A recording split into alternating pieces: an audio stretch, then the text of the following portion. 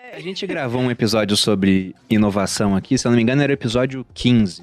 É quando vocês eram líderes. Era. A gente era. Exato. Éramos líderes de mercado. Não lembra disso, Inclusive, Walter? Tá incentivado. Foi uma das vezes que o Lucão falou, não, chama o Walter Sim, aqui sobre era inovação. isso mesmo. Porque Era você gravou um isso. Primocast muito bom sobre inovação. Mas nesse de inovação, a gente chegou meio que a uma equação informal, discutindo ali sobre o que era necessário para ter uma inovação. E a gente identificou alguns fatores, né? Não que seja só aquilo, mas era capital. Porque afinal, para inovar, muitas das plataformas que inovaram no mercado hoje só foram possíveis ser executadas porque tinha um cheque por trás. Porque no começo, até o iFood acredito que foi assim, você queima a caixa para conquistar mercado, para adquirir clientes. O outro ponto era equipe. E aí entra essa parte de uma equipe diversa, né? Porque se eu tiver uma equipe só formada por pessoas que fizeram economia no INSPER, a atração para um pensamento de manada é muito forte. Agora, quando eu tenho um cara que veio de fora dessa bolha, ele vai ter uma visão diferente. Calma, vocês estão observando um lado, mas tem esse aqui, né? Então tinha esse ponto de uma equipe diversa. E o último ponto era a questão de ter liberdade para inovar. Porque numa empresa muito quadrada, as pessoas ficam restritas. Por que o Nubank não nasceu dentro do Itaú? Porque não tinha espaço para isso acontecer lá dentro. Por que o Thiago, inicialmente, o Primo Rico, ficava dentro da XP? Ele falou, não, vamos segmentar. Porque lá dentro é uma empresa muito mais institucional já, está listada em bolsa de valores, há uma série de regras. Uma startup dificilmente vai nascer naquele tipo de ambiente, né? E com o iFood eu acredito que foi a mesma coisa. Né? Vocês precisaram disso para inovar? Eu tenho um pensamento diferente, Bruno. E não quer dizer que eu estou certo ou errado, mas eu penso diferente. Eu acho que, primeiro, capital não é necessário. Capital é necessário para escalar. Mas para inovar, não. É um bom ponto. O teste idiota que eu mencionei aqui é um exemplo que você inova com R$3 mil. Você precisa do cheque para escalar. O que você precisa na prática não é do capital. É de 2 indicadores que são do caralho. Você fala, nossa, olha como o consumidor muda o comportamento. Nossa, olha como o consumidor passa a olhar isso aqui. Verdade. Que é isso que fala, poxa, agora eu preciso achar a equação econômica e escalar. Aí entra a discussão do capital, mas a inovação vem antes. E o meu outro ponto é a questão da diversidade, eu concordo. Pessoal, a mulher, 20 anos atrás, não era ninguém na força de trabalho brasileira. Em algumas bolhas eram, mas no todo, subindo na hierarquia, empreendendo, você conta nos dedos de uma mão. Quem era o Não negro há fui 20 criada anos pra atrás? isso. O negro não era educado no Brasil, agora o negro está se tornando relevante na entrada dos vestibulares das universidades públicas.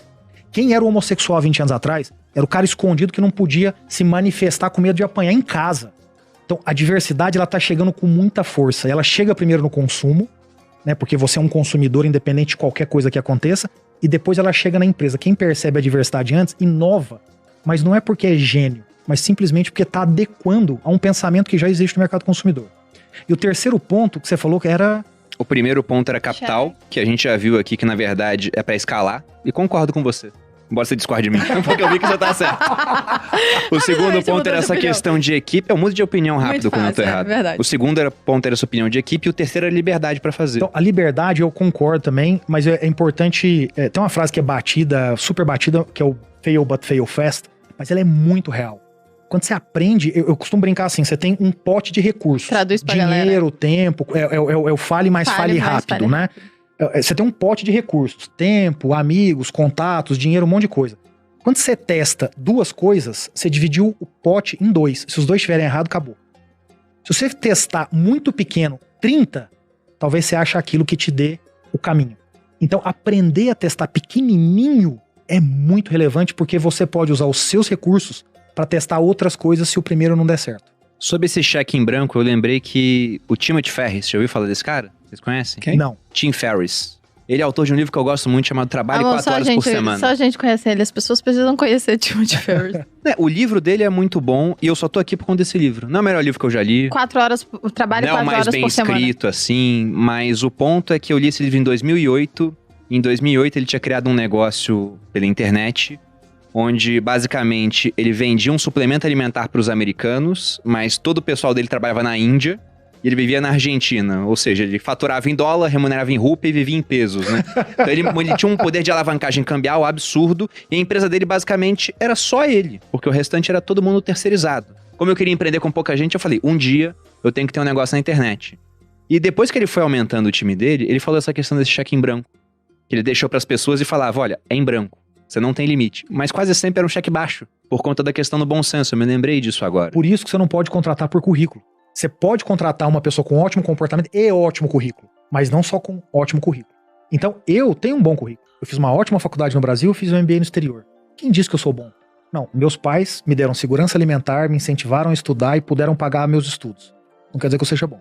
Sobre esse assunto, como eu sou membro de vários conselhos, a gente tem discutido muito o assunto diversidade, né? E eu queria fazer uma breve digressão para contar uma história para vocês que é interessante, que é o seguinte.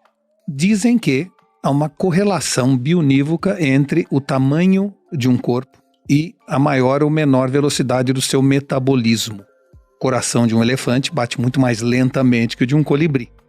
Essa correlação passou a ser estudada em cidades. Ou seja, se um superorganismo de uma grande cidade era mais lenta do que um organismo de uma cidade menor. E descobriu-se que a correlação e a curva era exatamente a mesma. Quando dobrava o tamanho da cidade, diminuía percentualmente a velocidade da cidade, tá certo? E isso foi espanto na época, porque isso não batia com outra característica que também estava se estudando sociologicamente, que é o seguinte: uma cidade, quanto maior, mais lento é o seu metabolismo. Tem mais fila, mais trânsito, mais RG na porta, mais segurança, mais burocracia. Por outro lado, uma cidade maior, quanto maior, mais criativa ela é. Então, uma cidade de 1 milhão de habitantes é 5 vezes mais criativa que uma cidade de 100 mil habitantes. E foram estudar isso e descobriram que a razão única e exclusiva disso chama-se diversidade.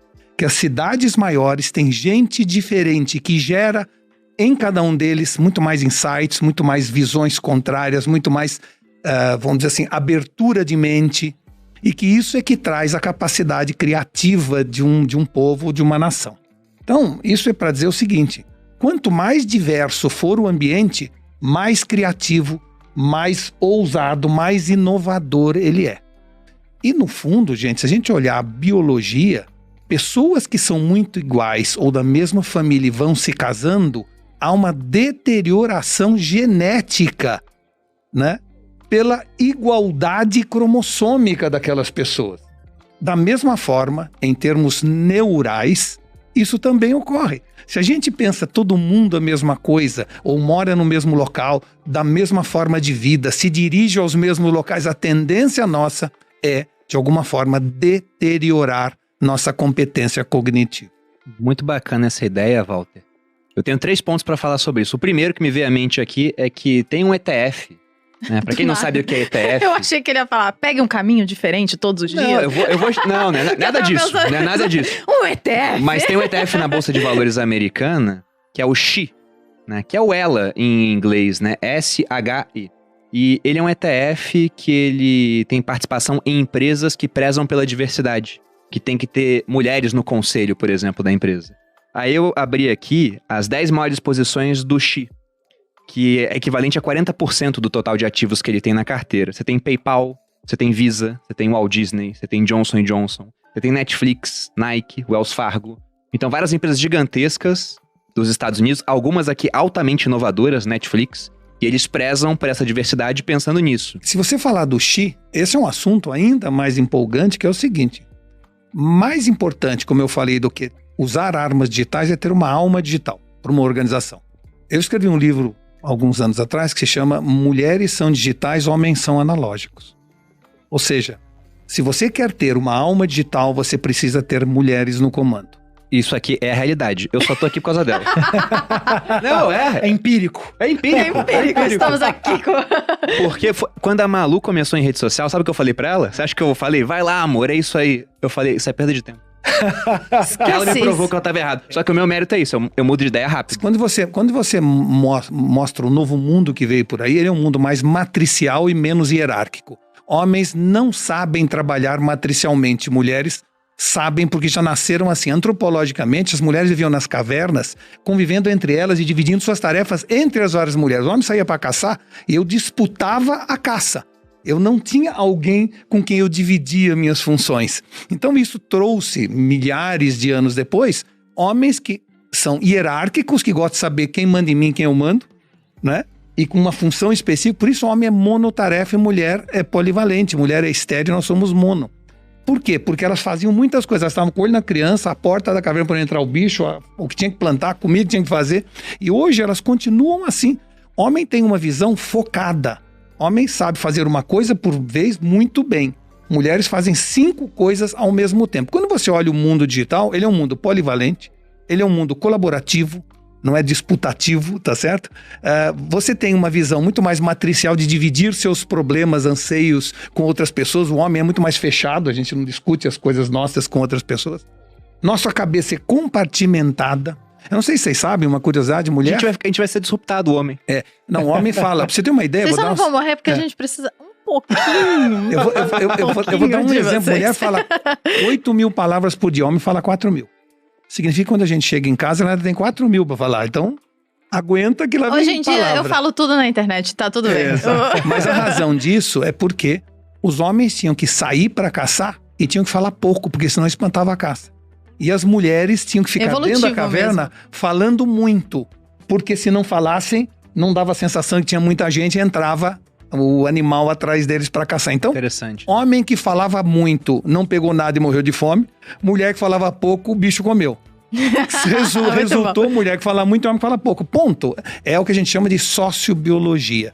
Mas independente, brincadeiras à parte, o que é importante é que o mundo digital é muito mais friendly para o arquétipo feminino do que para o arquétipo masculino, que é mais disputa, que é mais hierarquia, que é mais fight or flight. A mulher é tend and befriend. A mulher é muito mais de negociar, muito mais de conversar, muito mais de dividir. Então, se nós quisermos continuar no poder, vamos ter que adquirir competências femininas que são naturalmente delas. E para nós vai ter que ser aprendido.